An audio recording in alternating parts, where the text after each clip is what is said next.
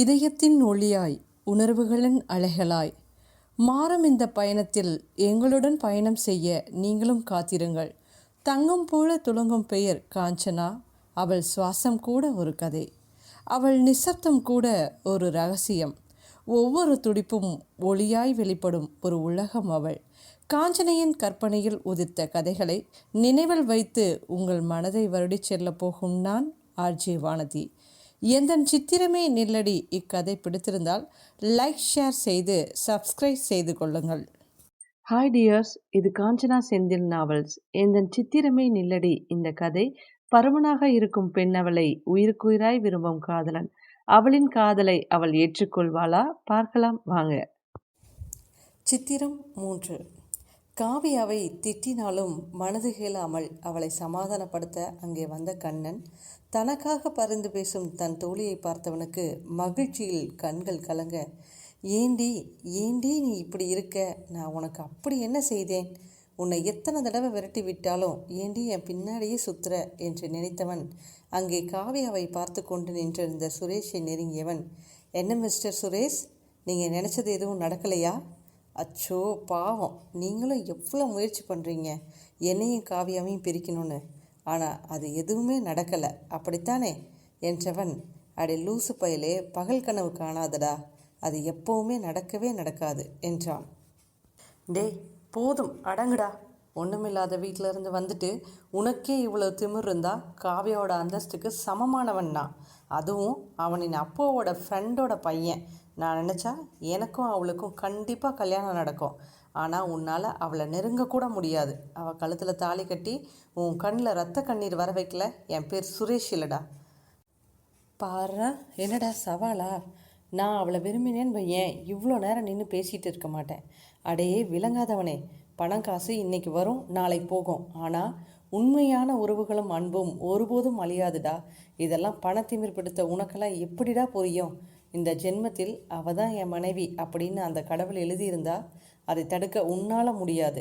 இப்போவும் சொல்கிறேன், இந்த ஜென்மத்தில் நான் அவளை திருமணம் பண்ணுறேனோ இல்லையோ, ஆனால் கண்டிப்பாக உனக்கு அவள் கிடைக்கவே மாட்டா. உன்னை மாதிரி ஒரு பொம்பளை பொறுக்கிக்கு அவளை போல் ஒரு தங்கச்சிலை கிடைக்க வாய்ப்பே இல்லை. பார்க்கலாண்டா, அதையும் பார்க்கலாம் என்று சுரேஷ் குரோதத்துடன் அங்கிருந்து நகர்ந்தான். சுரேஷ் அப்பாவும் காவியாவின் அப்பாவும் தொழில் வட்டாரத்தில் நண்பர்கள், ஏன் குடும்ப நண்பர்களும் கூட. ஆனால் கண்ணன் ஏழ்மையான குடும்பத்தைச் சேர்ந்தவன். கண்ணனுக்கு அப்பா கிடையாது, அம்மா மட்டுமே. அவன் காலையிலிருந்து மாலை வரை கல்லூரி முடித்து மாலை நேரம் வேலை செய்து கொண்டு வருகிறான். கண்ணனுக்கு முக்கியமான கால் வர, சொல்லுங்க சார், எப்படி இருக்கீங்க? நல்லா இருக்கீங்களா? நான் நல்லா இருக்கேன் கண்ணா, அவள் எப்படி இருக்கா? நல்லா இருக்கா சார்? அதுதானே, நீ இருக்கும்போது அவங்க 2 பேருக்கும் என்ன குறை? சரி, நான் வீடியோ கால் பண்ணுறேன், நீ அங்கே இருக்கிற இடத்துக்கு போ. சரிங்க சார் என்றவன் காவியா வினோதினி இருவரும் இருக்கும் இடத்திற்கு பேசிக்கொண்டே சென்றவன் அவர்களுக்கு தெரியாமல் அவர்களின் முகம் தெரியும்படி மறைவாக நிற்க வீடியோ காலில் பேசிக்கொண்டிருந்தவன் தன்னவளை ரசித்தவன், உன்னை நேரில் பார்த்து எத்தனை வருஷம் ஆகுது? வரேண்டி என் சக்கரை கட்டி, அங்கே வந்து உன்னை கவனிச்சுக்கிறேன். எவ்வளவு நாள் தான் உன்னை இப்படியே பார்த்துட்டு இருக்கிறது?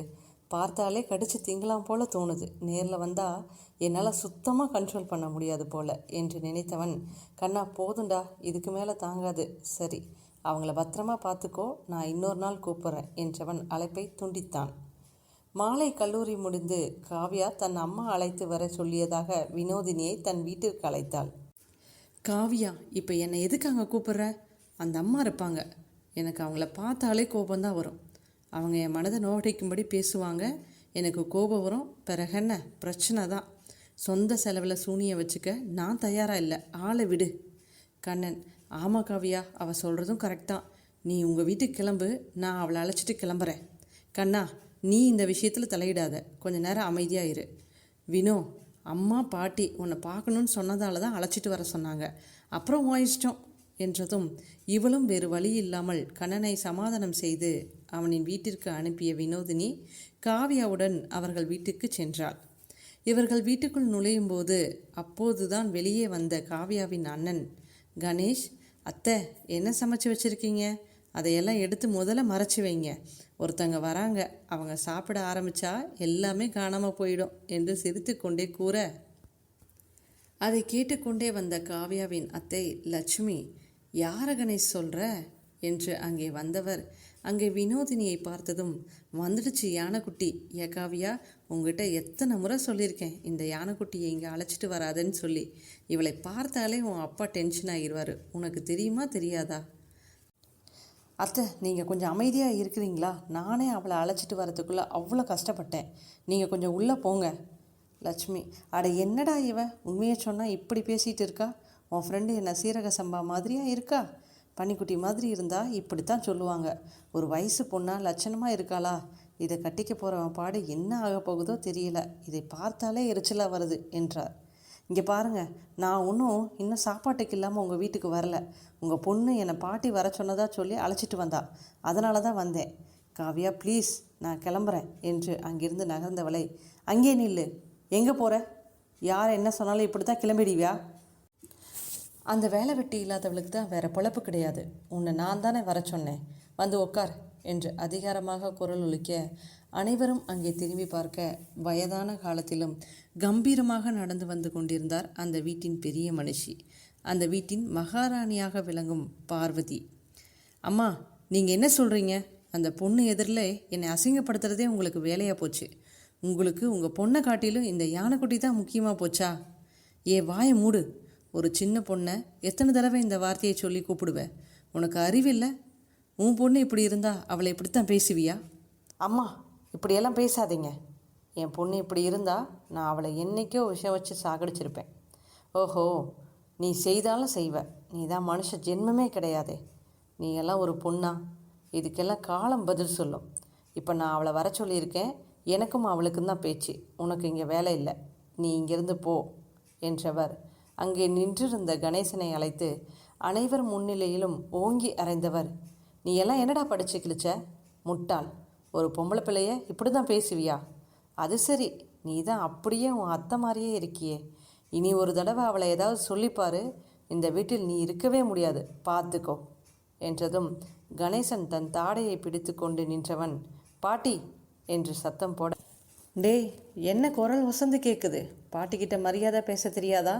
நீ செய்த வேலைக்கு ஒரு அடியோடு நிறுத்திட்டாங்களேன்னு சந்தோஷப்படு என்று அங்கிருந்து வந்தார் அந்த வீட்டின் குலவிளக்கு, பார்வதியின் மருமகளான கலைவாணி. அம்மா, என்ன காரியம் பண்ணுறீங்க? இப்போ எதுக்காக அவனை அடிக்கிறீங்க என்ற லட்சுமி, அண்ணி நீங்கள் என்ன இப்படி பேசுகிறீங்க? அம்மா அவளுக்காக உங்கள் பிள்ளையை அடிக்கிறாங்க, உங்களுக்கு கோபமே வரலையா? எதுக்கு வரணும் நாத்தனாரே? என் அத்தை எது செய்தாலும் அதில் ஒரு நியாயம் இருக்கும் என்ற தன் மருமகளை மெச்சுதல் பார்வை பார்த்த பார்வதி, ஆமாண்டி, அடிப்பேன். இப்போ வாயை மூடலை, இந்த அடி உனக்கும் விழு பார்த்துக்கோ என்றார் பார்வதி. பாட்டி, இதெல்லாம் சரியில்லை. உங்களுக்கு ஏன் தான் இப்படி புத்தி போகுதோ தெரியல. வயசானா வாயை மூடிட்டு ஒரு ஓரமாக இருக்கணும்.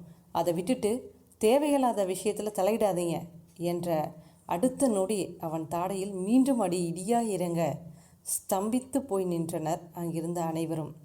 எங்கள் அம்மாவை எதிர்த்து பேசுகிற அளவுக்கு நீ வளர்ந்துட்டியா என்று அங்கு வந்து நின்றார் அந்த வீட்டின் தலைவரான ரத்தினவேல். அப்பா, அவங்க பேசுகிறது சரியா? இதோ இருக்காளே, இவளுக்காக என்ன அடிக்கிறாங்க. அடித்ததோடு விட்டாங்களேன்னு பார்த்துக்கோ. நீ பேசினதை நானும் கேட்டுட்டு தான் வந்தேன். அடுத்த வீட்டு பெண்ணை இப்படி தான் பேசுவியா? எனக்கும் அந்த பெண்ணை பிடிக்காது தான். காரணம், அவள் உடம்பு மேலே அவள் அக்கறை இல்லாமல் இருக்காளே, அந்த காரணம் மட்டும்தான். மற்றபடி அவள் புத்திசாலி. உங்கள் யார்கிட்டேயும் இல்லாத திறமை அவகிட்ட இருக்குது. அவள் நான் நினைத்தபடி இருந்திருந்தா அவள் தான் என் வீட்டு மருமகன்னு எப்போவும் முடிவு பண்ணியிருப்பேன். ஆனால் அதற்கு வாய்ப்பில்லை. அது எனக்கும் தெரியும். இருந்தாலும் அவள் திறமைக்கு நான் எப்போதுமே தலைவணங்குவேன். அவள் படித்து முடித்ததும் நம்ம கம்பெனியில் அவளுக்கு வேலை ரெடியாக இருக்கும். அதையும் இப்போவே சொல்லிடுறேன். இனி இதை பற்றி யாரும் இங்கே பேசக்கூடாது என்றார். என்ன இவர் இப்படி சொல்கிறாரு? இவர் பிள்ளையை கட்டிக்க எனக்கு என்ன தலையெழுத்தா? இவன் மூஞ்சும் மொகரையும் பாரு என்ற கணேசனை முறைத்து கொண்டே நின்றிருந்தாள் வினோதினி. ப்ளீஸ், உங்கள் வீட்டில் யாருக்கும் நான் உங்கள் கம்பெனியில் வேலை செய்தால் பிடிக்காது. அதனால் என்னை ஃபோர்ஸ் பண்ணாதீங்க. என் திறமைக்கு நான் எங்கே போனாலும் வேலை கிடைக்கும். நீங்கள் என் திறமையை மதிக்கிறீங்களே, எனக்கு அதுவே போதும் என்றவள், பாட்டி, என்னை எதுக்கு வர சொன்னீங்க என்றதும் பார்வதி தன் மருமகளை பார்க்க கலைவாணி பூஜை அறையிலிருந்து ஒரு தட்டில் பட்டுப்புடவை பூ பழம் வைத்து எடுத்து கொண்டு வந்தார். பார்வதி அதை வினோதினிக்கு கொடுக்க அவளோ காரணம் கேட்க, பார்வதி கூறிய காரணத்தை கேட்ட வினோதினிக்கு மட்டுமல்ல, காவியாவுக்குமே ஆச்சரியமாக இருந்தது.